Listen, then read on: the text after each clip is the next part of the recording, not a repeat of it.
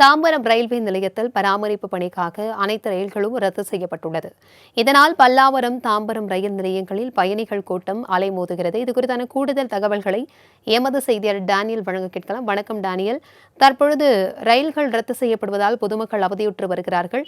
அவர்களுக்கு பேருந்துகளில் கூடுதல் பேருந்துகள் வசதி செய்யப்பட்டிருக்கிறதா? விவரங்கள் என்ன? நிச்சயமாக பிரபாவதி, சென்னை தாம்பரம் கடற்கரை இடையே செல்லும் மின்சார ரயில்கள் அனைத்தும் ரத்து செய்யப்பட்டுள்ளது. தாம்பரம் பணிமனையில் இன்று 1 முதல் 4 தடவாளங்களில் பராமரிப்பு பணியானது நடைபெற்று வருகிறது. இதற்காக இன்று காலை 6:45 மணி முதல் மாலை 5:15 மணி வரை தாம்பரத்திலிருந்து பல்லாவரம் செல்லும் அனைத்து மின்சார ரயில்களும் பராமரிப்பு பணிக்காக ரத்து செய்யப்பட்டுள்ளது. இதனால் பல்லாவரத்திலிருந்து கடற்கரை வரையில் ரயில்கள் இயக்கப்படும். அதே போல தாம்பரத்திலிருந்து செங்கல்பட்டு நோக்கி செல்கின்ற அனைத்து ரயில்களும் இயக்கப்படும்.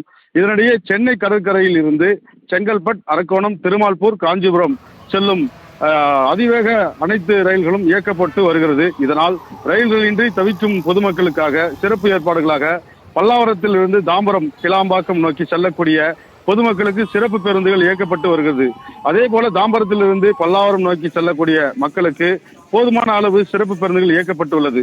மேலும் அதிகப்படியான மக்கள் பல்லாவரத்தில் இறங்குவதால் பல்லாவரம் ரயில்வே நிலையத்தில் மக்கள் கூட்டம் அலைமோதுகிறதை தற்போது நான் பார்த்துக் கொண்டிருக்கிறோம். அதே போல தாம்பரம் ரயில்வே நிலையத்தில் பணிமனையின் காரணமாக ரயில் நிலையத்தில் மக்கள் கூட்டம் அலைமோதி செல்கிறதை தற்பொழுது நாம் பார்த்துக் கொண்டிருக்கிறோம். பிரபாவதி,